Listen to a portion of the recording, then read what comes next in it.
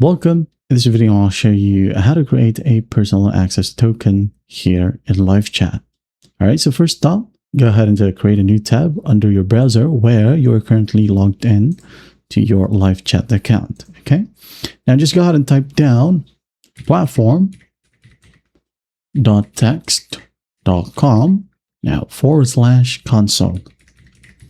All right, and once that's done, just go ahead and hit on enter, wait for it to load. And then once it loads, as you can see here, I'm just going to zoom in. We have the option create a personal access token. And as you can see here, I'm currently logged in. That is why I suggested that you're currently logged in right here under your LiveChat account. Now going back, just click on create a personal access token. Now by default, you have a LiveChat Zap right here if you have enabled the Zapier access token, okay?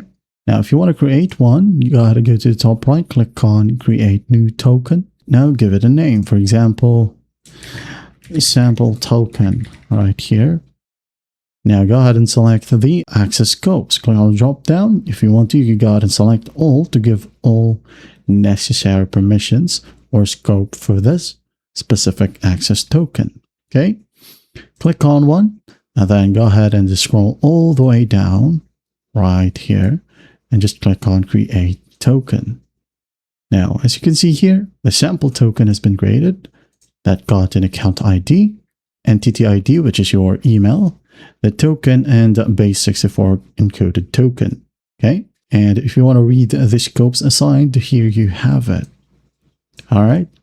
And that's basically it. That is how you create a personal access token here in LiveChat. Well, I hope this video helps, and I'll see you in the next one.